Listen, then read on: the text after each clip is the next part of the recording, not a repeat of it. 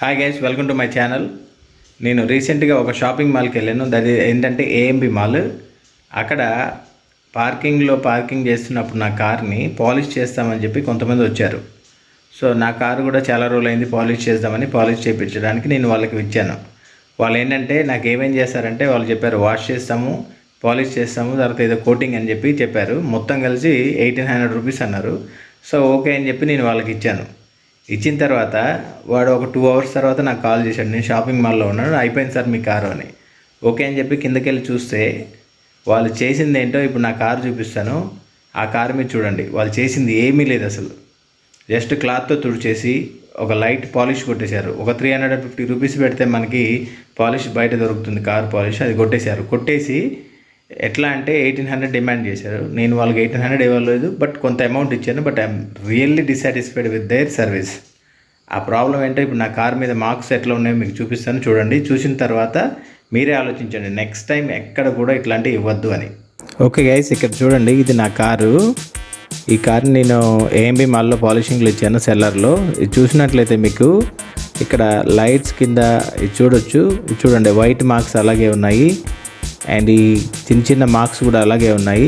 And ఇది చూసినట్లయితే నా కారు వాటర్ మార్క్స్ అంటే ఫ్లష్ మామూలుగా మిర్రర్ విండ్షీల్డ్ క్లీన్ చేసుకునే వాటర్ మార్క్స్ కూడా పోలేదు. చూసారు కదా ఎన్ని డాట్స్ ఉన్నాయో. ఇంకా టైర్ని అయితే క్లీన్ చేసాడు, పైన ఫటాఫట్గా అట్లా ఆయిల్ పూసేసినట్టు పూసేసాడు. కింద చూడండి ఎంత ఘోరంగా ఉందో, వాటర్ వాష్ అస్సలు చేయలేదు. ఇంక ఈ అద్దం చూసినట్లయితే మీరు అసలు షాక్ అవుతారు. పైన ఎంత నీట్గా ఉందో, కింద చూడండి అసలు కనీసం క్లాత్ పెట్టి కూడా తుడవలేదు వాళ్ళు. సో ఇట్లా వాళ్ళు చేసే పని. దీంతోపాటు మీరు చూడొచ్చు ఏ విధంగా వాళ్ళు మనకి అసలు షాకింగ్ ఇస్తారో. చిన్న లైన్ మార్క్స్ కూడా పోలేదు.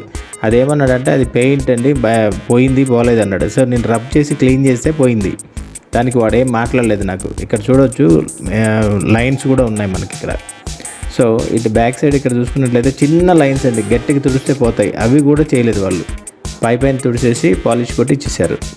అది గైస్, చూశారు కదా కార్ పాలిష్ ఏ విధంగా కొట్టారో. ఈ విధంగా వాళ్ళు చేస్తున్నారు. ఇది ఒక పెద్ద మోసము. కాబట్టి మీరు ఎవరైనా సరే, not only AMB, A shopping వెళ్ళినా కానీ అక్కడ మీరు కానీ కార్ పాలిష్ ఇవ్వాలి అనుకుంటే ఖచ్చితంగా ఆలోచించండి. దీని బదులు టెఫ్లాన్ కోటింగ్ ఒక 1500 నుంచి 2000 రూపీస్లో అయిపోతుంది. కొన్ని ఏరియాలో అప్ టు 3000 తీసుకుంటారు. బట్ వాళ్ళు ఏం చేస్తారంటే వాష్ చేస్తారు, తర్వాత బఫింగ్ కొడతారు, ఆ తర్వాత ఈ మార్క్స్ అన్ని తీసేస్తారు, ఆ తర్వాత పాలిష్ చేస్తారు. లేదంటే టెఫ్లాన్ కోటింగ్ కాకుండా ఇంకేదైనా రకమైన సెరామిక్ కోటింగ్ కూడా కొడతారు. కాబట్టి అవి చేయించుకోండి. వీళ్ళ దగ్గర మాత్రం మోసపోవద్దు.